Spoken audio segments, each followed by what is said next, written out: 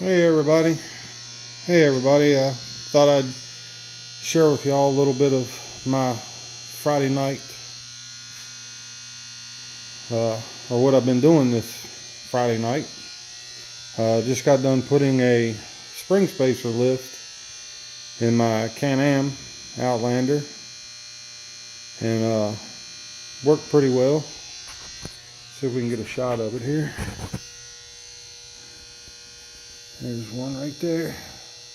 It's an 1 3/4 spacer, and it puts a lot of extra preload on the spring. As you can see, I've got the adjuster turned all the way down, and really takes a lot of the sag out of the front end of it. As everybody knows, Can-Am has fairly weak springs in the front, and this should really stiffen it up a little bit. Not too stiff, but enough to where it doesn't roll so much when you put it into a corner. Front tire ought to want to dig in and turn instead of just mushing the spring up in the shop. But put one on all 4 corners. Sorry about that, I had my finger in the way. It's been a couple hours. I already had the spring spacers fabricated, made out of 1.5 PVC slide through coupling, and then a piece of 1.5 PVC pipe slid through that coupling, primered and glued. Then I actually machined, my father-in-law machined the couplings are down for me to where right in here there's actually a lip machined on the inside to where the spring sets on it, keeps the spring in one spot. And a lot of people I've seen, the spring keeper that's on the adjuster, they take a saw and cut it off. What we actually did was machined inside of this to fit over it, so you can take this off and put the spring back on, and it's just like factory again. That way you don't have to cut anything up. Seemed like the best way to go about it without doing too much damage to anything.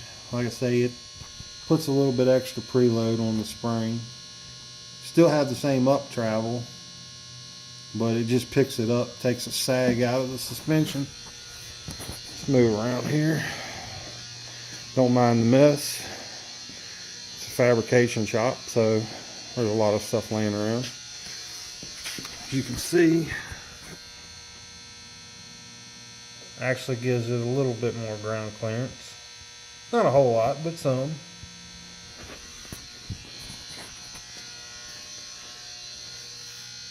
Give a shout out to Ultra Pro X cameras.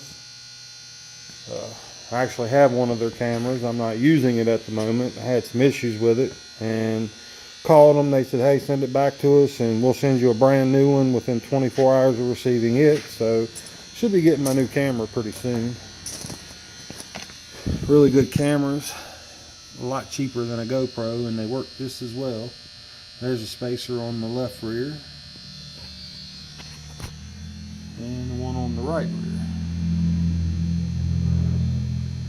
As you can tell, back up here and give you a little bit. That's a little more ground clearance, maybe 1.5 inches, maybe 2 inches. And I just took it a ride around the yard just to see how it felt. It doesn't feel too awfully stiff. Still rides fairly comfortably. Show you my battle scars from this past weekend. Got down in a creek bed and was doing a little rock crawling up through the creek bed, and evidently I kicked up some rocks. As you can see here, missing one of these little silver things. I'm actually missing several of them, 3 of them. Rocks grabbed them, busted them loose. They're basically just clipped in there anyway, so I contacted KJ Motorsports, where I bought the rims and the tires from, and they said they would contact ITP and have them mail me out some. So expect a nose at any time now. That was the only wheel though, just the left rear. Didn't tear any of the other ones up, thank God. Of course, got the 26 by 11 by 12 ITP Mudlight XTRs. They say 26 11 12 on the back, 26 9 12 in the front. I didn't want to put a really big tire on here because I don't get in real deep mud yet. I've had this machine for a little over a year, so about 2 months ago I bought a new set of tires and the wheels for it, and they actually do really well even on dry trails. They ride comfortably. Another Ultra Pro sticker.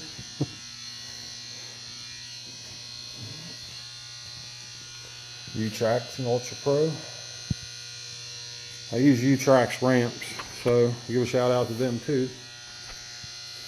But that's what I did on a Friday night.